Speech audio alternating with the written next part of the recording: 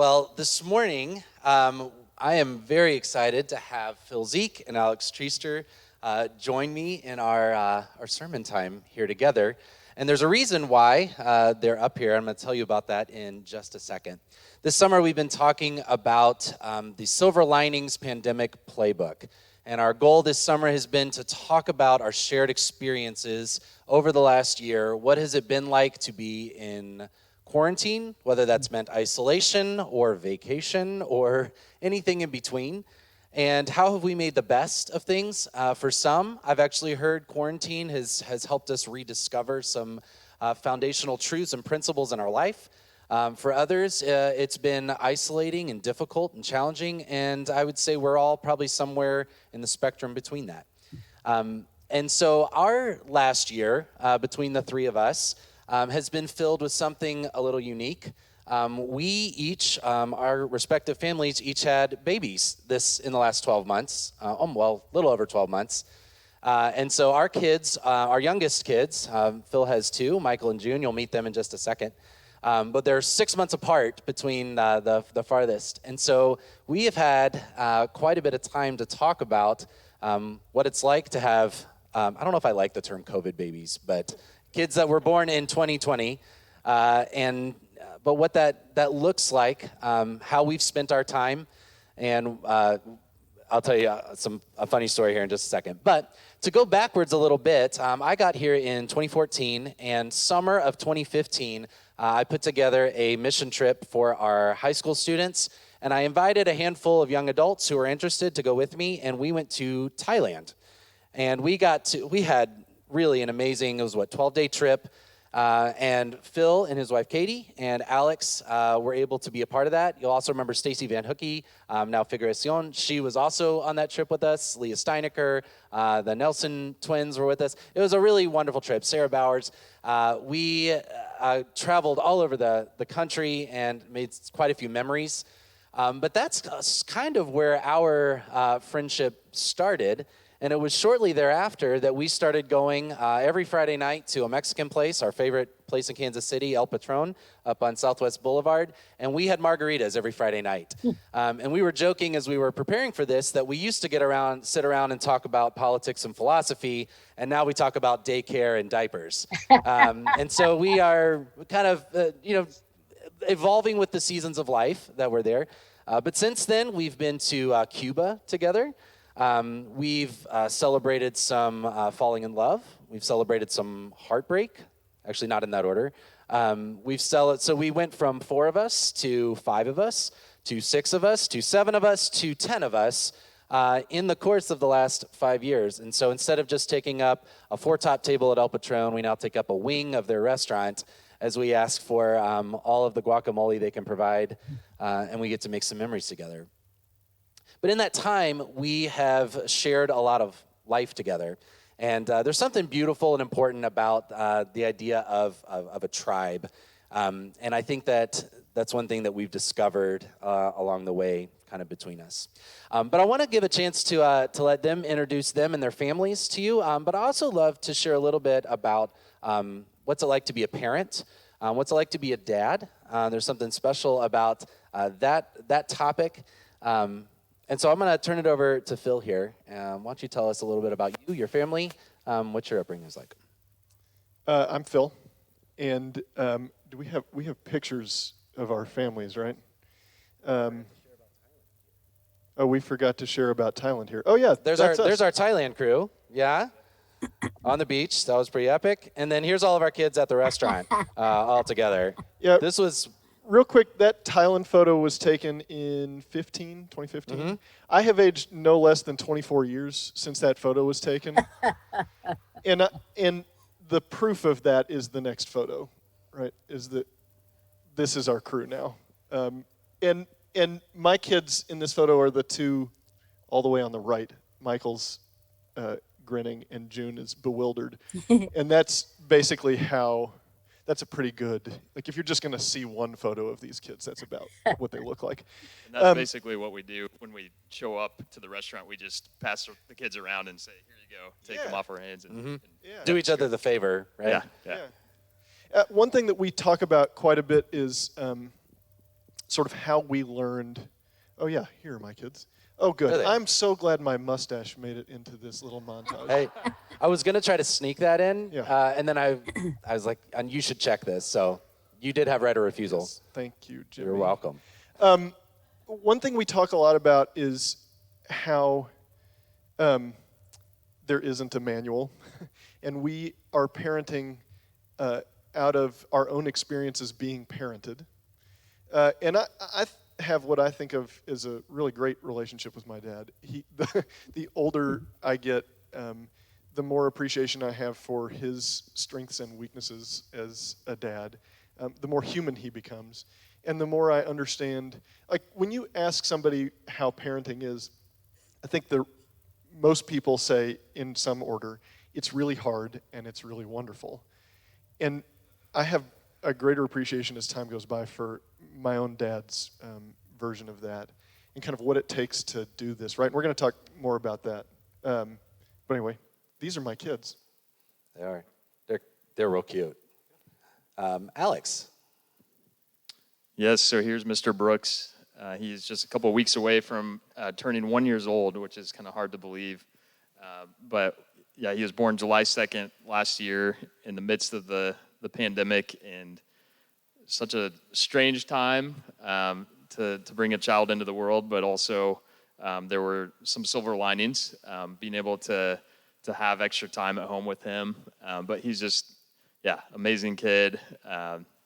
We took him to his first Royals game yesterday, and he was loving it. I think he discovered his new favorite place. So he was dancing along with Is that him. your proudest moment to date? Yeah, fatherhood? it's up there Yeah. for sure. Yeah. But yeah, we've just loved being parents to him, and I think one of the things that is true about parenting in general is you can plan and prepare as much as you want and read all the manuals, that kind of thing, but the minute they come into the world, then you realize that they're going to change you just as much as you're going to shape them. And so he's certainly done that, and it's just a real blessing to have Brooks as our son and to just experience the joys of the day in and day out with him. So my experience growing up with my dad, he was a terrific father. He was the kind of dad who would come home from a day at the office and get home and still be in his suit and tie and climb right into the playpen, with me or my brothers. Just very hands-on, playing baseball in the front yard. And so just could not have asked for a better dad. He died when I was a teenager of cancer. And so that was a very difficult journey for our family. And so for me, Father's Day since then has been kind of a difficult day. And I know that there are a lot of folks out there who share that, who, Father's Day is not always the easiest day because of our experiences. But it's pretty great this year to have it be a joyful day again. This is with it being my first Father's Day, and I know, Jimmy, you're experiencing that too for the first time, and Phil, you know what that's like, so it's pretty special. But yeah, Jimmy? Yeah. We talk about how unique our three stories are, especially with kids coming in to the picture. For us, our journey to have a kid was really different. It was about a year and a half ago that we thought we were going to get a child, and that ended up falling through. And we ended up talking to our adoption agent here in Kansas City. She was so sweet. She gave us a free hour of therapy because of it. And she was so kind. She's like, it's you might be hesitant to talk about losing a child in the same way that people might have a miscarriage and feel like maybe you're like trying to associate the two in some ways. And she's like, your experience is very unique. And I remember just grieving that. It was 5 days before the baby was due that we were supposed to go and get her. And we thought we were getting the call of get in the car. It was down in Texas. And that ended up falling through, and it was devastating. We took a break. We kind of took our profile down for a couple months and closed the door to the room. We just needed to process a loss in a way of we didn't really have what we had lost, but in our hearts we'd had something that we'd lost. It was only, though, a couple months later, that would have been in February, March. In July, we got a call that we'd matched with a birth mom. We'd been in the adoption process for about 3 years. And we, after that first experience, were very reluctant to buy in kind of emotionally to how attached do we want to get. Adoption was much harder than we thought it was going to be. I'll tell you, though, the day that we showed up in California and held Sierra in our hands was a game changer. And she is now 8.5 months old. These are the range of emotions that she has here.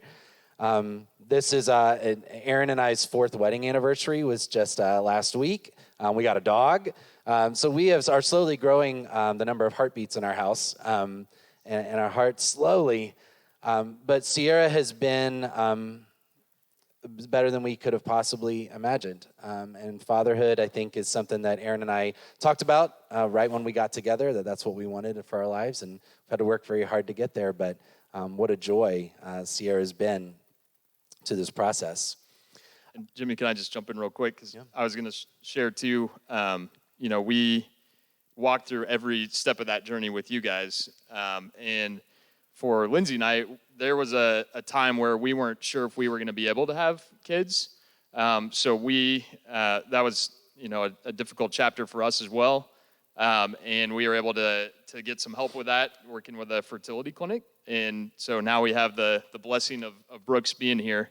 But I guess what I'm getting at is that for the three guys who share a lot in common, the three of us have had 3 very distinct experiences with our own fathers and also had 3 very distinct journeys to becoming fathers ourselves.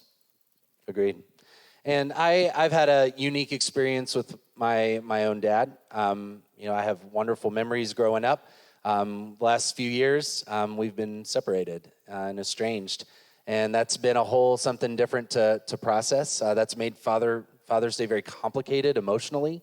I'm excited for today and this being the first day I get to celebrate, but it is a little different for me as compared to how it's different for you and compared to how it's different for you. So we wanted to set the stage in that, and I think Phil would be the first to support me in saying this. Today is not about us sharing any expertise with you at all. This is a little bit of our stories, and really when I talked to Paul originally about preaching specifically on this Sunday, the thought that I really wanted to convey is in the life lessons that we learn. Not even specifically related to fatherhood and parenting, but the lessons that we learn as children that kind of take us through our lives. There are some things that we learn in maturity and in growth that we have to put the principle into place, even though it's not the fun thing, but it's the right thing, and it's what an adult does, it's what a mature person does. And I think the unique thing that we're talking about is, what does it look like to learn those lessons for the very first time? What are those moments of truth that our kids are about to experience? Things like, life's not fair. And what does it look like when they experience that horrible reality for the first time? Or life is hard. What happens when they learn that? What does it look like in those moments? Because I would say we were all better parents before we had kids. Because parenting was an idea. It was a list. It was a book you read. And if you just followed all the guidelines, voila, there you go. And it's not like that. You don't fabricate some of these life lessons in any memorable way. You wait for them to happen and hope you're prepared for it. Yeah, I would say... So Jimmy, as always, is 100% right. But one of the other challenges of even being a parent prospectively is that there isn't a book to read. There are 9 jillion books to read. And there are all kinds of other inputs. I was listening to a song the other day by kind of a southern rock guy named Jason Isbell. And in the song, the father is going to impart some wisdom to his son about what it is to be a man. And the first thing he says is, don't call what you're wearing an outfit. And that's a long way from like Polonius to Laertes, right? To thine own self be true, and all of the highfalutin stuff that you get from other places. And so, even if it were possible to read a book, you wouldn't be able to cover it all, right? It doesn't work that way. And as we have tried to communicate, the sum total of our fatherhood experience is 5 years. So even if there is such a thing as expertise on parenting, we don't have it. But we are starting to wrestle with these questions about what values we want to pass to our children. And even if you do the hard work of figuring out those values and figuring out how to live them, even in some small degree, communicating things like what to do when the world throws you a curveball to a 2-year-old is its own challenge. So even if you figure out the what, the how is incredibly hard. Well, and speaking of books, and speaking of that point, I actually think we could wrap up this sermon fairly quickly just by referencing the following scripture, if you'll follow along with me. Proverbs 22:6, the wisdom of Solomon says, train children in the way they should go, and when they grow old, they won't depart from it. This is the word of the Lord, and what we need is for some of you who have experienced this to tell us exactly what that means, so that we can deliver in about 15 to 18 years 4 perfect children. So anybody raise your hand, and we'll just wrap it up here. I jest. But there is something to this principle that is helpful and frustrating at the same time, because I do fundamentally believe that the virtues that I espouse are ones that I was blessed to be taught and to be shown and to be reinforced. Examples set for me in the communities that I was in of what it means to live in a virtuous way. I also don't believe that is a guaranteed principle, because I think part of our journey is making mistakes and learning as we go, and hopefully we're surrounded by people who are there to catch us when we fall, to give us some ideas of better ways to do things, to help us make amends for our wrongs. But what we wanted to talk about this morning is kind of a very simple outline of why is it important for us to teach these kids these life principles that they may have for their entire life. What are those principles, and how are we to teach them those in such a way? And so we each had some thoughts. This is by no means comprehensive, but these were the things that, as we were working through this, I challenged us to say, what's the first thing that comes to your mind? What stands out to you as the most prominent? So Phil, kick us off. Why is teaching our kids some of these life lessons so important? Another cliche about, I think, fatherhood in particular, but fathers and mothers alike experience often, I think, a sort of a moment of realization that they're going to be a parent, or what that means, or kind of how it's going to change what life has been like to that point.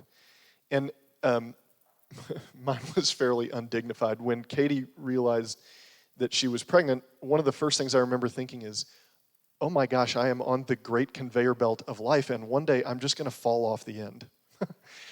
And I have, between this day and that day, to get my kid or children ready to survive in the world without me. And that was a very humbling thing for me. One of the things that's, people talk about parenting being hard. I think each parent, the challenges of parenthood take a different shape for each parent. For me, the challenge of parenting is balancing the humility that the job requires and the responsibility you have as a parent for being your kid's primary source of information, their primary resource in the world. You have a responsibility to teach them how to be, even if you feel like you are still learning how to be. So that's sort of the why of it for me, is preparing my kids to get around in what can be a pretty bumpy existence. Yeah, for me, with Brooks, from the time we found out he was coming, and then something I think about every day is wanting Brooks to recognize and appreciate the immense love that's shown to him, and then be able to reflect that to the world. And so Phil was giving me a hard time the other day about this, saying that shows my hippie point of view, but which is probably true. This is why we need a tribe, right? That's right. It's like, survive and offer something good to the world. Absolutely, yeah. Yeah. But I was thinking about this a little more, and I think one of the things that I feel is important about him showing that love to the world is just him being able to empathize with other people and to understand different points of view. And that idea of being intentional about taking him to different places and helping him to meet different kinds of people to gain a really broad view of the world. And I think that was one thing that was it was hard to do in the past few months during COVID, because there were days and times where a week might go by where the only people he was seeing was us. I know you guys went through that as well. And it's so nice to be able to actually get out there again and to see each other. Daycare was a game changer, right? Absolutely, yeah. But to tie that back to our faith, I think that's the thing that God wants for each of us as well, is to broaden our understanding, to be able to relate to others, to love others. And I think that as humans, when we can sometimes get a little too concerned with our own self-interest or get a little too inward focused, that God has a way of shaking things up sometimes and getting us out there and back into the world and helping us to really reconnect with people. Yeah. And I think this question was a little hard when your kids are 1 or 8 months old, to think about these grand, like what happens in 20 years. But some of my biggest aspirations as I've thought about Sierra is something that I found very precious growing up, was finding the contribution that you're going to make to the world. Happiness and being happy in the pursuit of happiness is a wonderful thing. For me, I kind of see it as a bonus. What I hope and what I want to model for Sierra and what I want to give her the opportunities to do is to leave the world a better place than when she found it, to find the contributions she's supposed to make, to advocate and to fight for justice, and to befriend people that are not like her, and to fight for people that might be being mistreated or have been. I want her to find meaning and purpose in her life. I hope that she doesn't get to the end of their life and just have amassed things and experiences and not feel like she's contributed to the shared human experience that we have. And I don't know what that means when she's 8.5 months old. But I want to, and I want to make sure that as we go about our experiences, as we do things in ministry here at the church, that the memories that she makes are when she's partnering with people who are doing service-related things, or that she's growing up and it's just normal for her to be in a diverse group of people with different perspectives and different backgrounds. I want her to, I'm jumping ahead to a point I'm going to make in a minute here, so we will get there. But that's some of these lessons. Why is it important? Because I think we believe that our kids have a bright future ahead of them, and we want to give them those opportunities as we go. But as we were talking, the list of what these important lessons are is really long. But I think we have the whole, if everything's important, nothing's important. And so we kind of wanted to highlight for you some of these principles that we've been holding on to. Before I jump into mine, did you have a comment to make? I'm going to kick us off on this because as we talked about this, one of the things that I think has shifted in our world, a new challenge I think young parents are having these days, is their kids are being born into a highly technological and connected society. They're also coming into a world right now that is divided. They're coming into a world that's starting to realize how segregated it's been. They're coming into a Black Lives Matter world. They're coming into a gender identity, a sexual identity world. They are coming into a world that hasn't existed before, where we're having really hard conversations where we're talking about things that happened in the past and figuring out what we need to do to right those wrongs, even if they're not directly our fault, to raise them in a way of saying, I can't help, but the fact that you are who you are and you're in the family that you're in automatically means you might benefit in some way, or you might be the target of a comment here or two. There's something that's going to happen, and you're in the middle of a system that's being addressed. And you're in the middle of a system that's in the process of changing, and it is a turning the Titanic around kind of process. And I don't know what that means other than trying to instill within you the best possible principles of how to humbly be a part of that change, to be a part of the things that they're making it better for the whole. There is something different about this if I compare it to the world that I grew up in, and it's complicated, and it's important that we're talking about it. And so I think that there's something new about this, and I think that's why being in a community like this is important, because I am in process, and I'm going to try to fix the plane while it's in the air, and at the same time, like, launch someone in a hopefully better place than where I started, but realizing I'm not sure what that is supposed to look like. Yep. One of the things that you said that I want to draw out, because I think it has shown up already in my experience with Michael and June, is what you're saying about how quickly things are changing and how new the world is every day. Not to be Eeyore here, but Gutenberg invented the printing press, and then Europe had to fight 300 years of religious wars to figure out what to do with all the new information it was getting. And the internet is 20 years old. And so we're going to be doing this a while, right? We are going to be doing the problems that we see related to disinformation in politics, and the way we are getting all kinds of new inputs about race and how we got to where we are racially in this country in particular, and how patriarchic views have shaped human relationships over time. All of that stuff is coming at us at light speed now.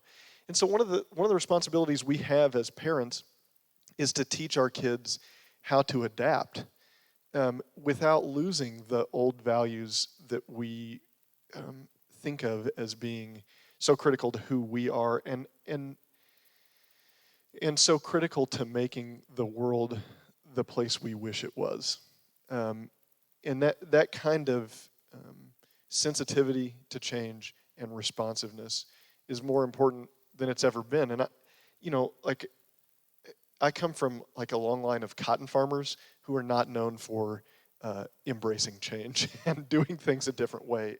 So that's a thing where I find myself often taking the virtues that my parents tried to raise me with and sort of re-articulate them for a generation that I am just now beginning to understand, to grapple with, let alone understand. Well, and we've talked a lot about communicating with our kids and the things that we've learned from our parents about that. And I think the way that you're going to communicate with a kid is going to be different depending on the kid. But there are kind of certain guiding principles that I think work well. So when I was growing up, I'm one of 3 boys, and my brothers and I, we were often running around, getting into trouble, that kind of thing.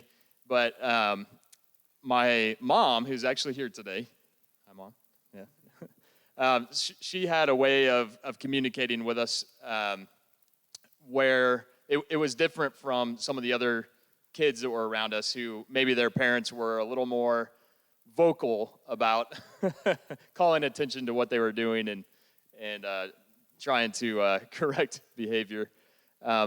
So if we were acting up, my mom would call us over and kind of very quietly whisper into our ear, "We don't do that." And that was her way of kind of telling us very quickly, how to change what we were doing, but also there was a lot that was subtly communicated there. And in a way, I think it was a concise form of storytelling almost. Communicating that story about the expectations, about who we are as a family, what we do, and just kind of how we operate in the world.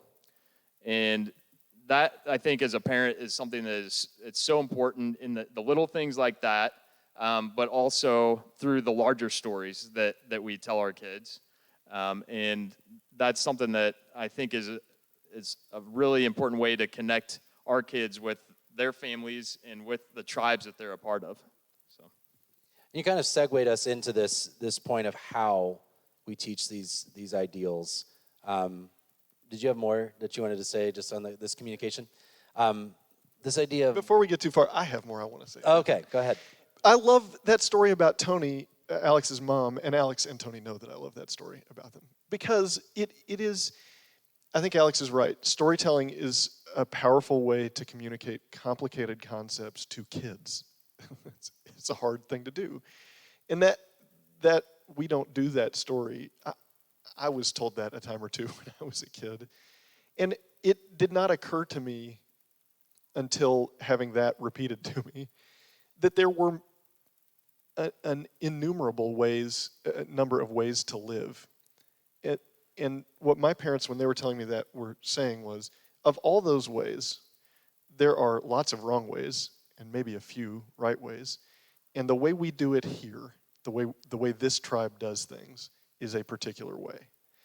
And that sort of expanded and narrowed the scope of my world in an instant, right? And in ways I didn't appreciate at the time. And I think Alex is also right to say that storytelling is a part of that message and a critical way to communicate this stuff to kids.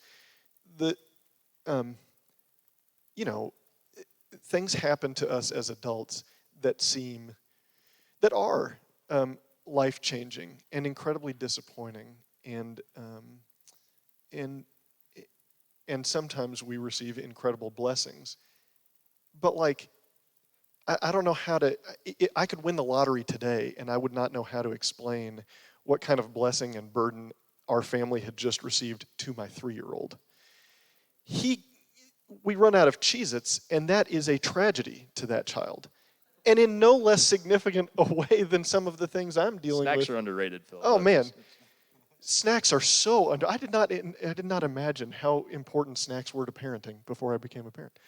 But those little moments where, Jimmy said this at the very beginning, part of the point of having your virtues and your values down is so that you can parent in the moment, in moments of truth, without having to think those things up on the spot, right? If you know what you're about, if you know what you want your kids to be about, the moment-to-moment decisions about how to handle being bereft of Cheez-Its become so much easier. I agree. As we were talking about this whole idea of how we instill these values in kids, I began to think about just the world that I grew up in. And this isn't as much a criticism of where I came from. I think it's just a different time, different attitude. But I remember these lessons of, especially from the masculine figures in my life, that to be a man, to be a person, was about fortitude. Pull yourself up by your bootstraps, stop crying. It was about being strong and a person of conviction, even if you were wrong. It was about being presenting an image of strength. The Marlboro Man kind of concept, the brawny man, this idea of being strong and formidable, that's what it was. Life's going to be hard, so just expect it, suck it up. And there's a temptation to be the superhero to your kid, because they already think that, and it's so validating because you're like, oh, you're right. Maybe I am better than I thought I was. But we were just talking about these values of it's not so much what you communicate as the posture by which you communicate it. Is it okay to apologize if I'm wrong to my child? Is it okay to say, you know what, I've learned something new, and I think I said something to you the other day, but I've actually got new information, and I think this is better, and I didn't mean to mislead you, but I think this is more important, and it's okay. I'm still learning. I'm still growing. It's okay if you do that too. You're going to try some things out, and they're not going to work. What I'd rather you end up in is somewhere that is willing to say, if there's something better, I want to adopt that. I want to embrace that. I want to take that brick out of my foundation and put a better one in. But just this virtue of authenticity and being able to come to kids is as much a journey. There's a vulnerability to have there. But what a great lesson to model, hopefully, for them. I hope they benefit from that, of being able to say, this is what I've learned, and this is how I'm going to approach life and tackle new lessons. And I hope that that's something that Sierra and any future kids that we have can embrace. I think that is a truer expression of the values you were talking about at the beginning than some of the Marlboro Man stuff, right? It actually takes more strength to see things a different way and to help your kids grow with you. That is, again, that's a truer expression of those stiff upper lip values than maybe the way we were taught. And so much of parenting, as we were talking about this, is the paradox of, yeah, I need you to pull yourself together right now. You've cried long enough. Like, it's okay. You got to face the world again. And teach them that. And also feel your feels. Like, own your emotions. That's healthy. It's like, you got to teach them both at the same time. And that's what I think has made this more complicated. In the interest of time, there's a few wrap-up thoughts that I think each of us wanted to share. Phil, go ahead. Didn't we already say it all? I think we might have. Okay. I feel like we've covered a lot of this. Yeah, I guess the only parting thought I have is we started our conversation about this sermon this morning about the moments of truth. Parenting, in my limited experience so far, has almost nothing to do with moments of truth, right? There are like maybe a handful of those in a kid's life that really are inflection points. But the thing that I am realizing more and more every day is the need to have the need to be clear with myself about the values I want to live by and that I want my kids to live by. And then, as I said a moment ago, the moment-to-moment decisions get easier, and I have a greater faith that they will reflect those values, right? The handling being out of Cheez-Its. And my son is great, guys, at putting his shoes on. The kid cannot put socks on to save his life. And there are some mornings where you just want to be like, how hard is this? How can you not? But one of the things I am trying to learn myself, and one of the things I want him to grow, I was very impatient with myself when I was a kid, still am. And I need to have more grace for myself, and I need to have more grace for him, and I want him to have more grace for himself. And so in the moment where we are late and I would like for the socks to already be on, I have to stop myself and take and live the values that I talk about in my head in that moment. Now that doesn't make that moment a moment of truth exactly, but it's those little things that add up over time that I think are the greatest influence we have on our kids. And I would add too, we were talking earlier about that, the importance of authenticity. And it can be a little overwhelming when you think about everything that we're called to do as fathers. But there's something comforting, I think, in knowing that each of us, I believe, has been called by God to be fathers to these children. And so that is reassuring. But also, having a tribe is a game changer. I mean, being able to get together with y'all on Friday nights and be able to share things that we're going through and being able to share tips. And, I mean, without that, it's parenting would be kind of like driving through a fog. You know, it's just unclear. But when you have other people to rely on, that's when it really changes everything. And I think that is true not only of our tribe, but that's one of the great things about the church too, is that it's a community that I believe is also called to care for these children. And that, yeah. So, and one of the stories, so when we go to El Patron, the hostess usually, they'll recognize us and they're like, so you're with little Miguelito? It's not us anymore, it's the 3-year-old. They're like, oh, you're with him? How many does he need at his table? The owner, she's a lovely woman named Stella. I brought Sierra in, and she's like, oh, bring the baby over. And it was this precious moment where this woman that we've seen day in or week in and week out for years now, prayed a blessing over her and put the sign of cross on her forehead. At the simplest possible, I eat at her restaurant, but it's so much more than that. And that consistency has been helpful. I know, and in hearing this, and I just know from the friends that I have, a lot of people want a tribe, and a tribe isn't easy to find. And so I want to acknowledge that. I haven't always had that, and I know how hard it is to find your place. I've been through seasons where I haven't had a dad figure that's been readily available. I've had seasons where I've had replacement father figures step in and really be there for the right time. I know that's not available to everyone. I know there's people that want partners and people that want kids and people that desperately crave families. And this day is complicated and hard. And my hope is at the end of this that you'll see 3 guys on a journey. But I want this to somehow relate to you and your heart and where you are. Some of you are nostalgic, maybe, in hearing all this. Some of you are longing. Some of you are curious and intrigued. At the end of the day, there are these principles that we're discovering and rediscovering that I think are relevant to all of us. What is the journey that the Holy Spirit is walking through each of us on? What are these lessons that we are reminded of day in and day out?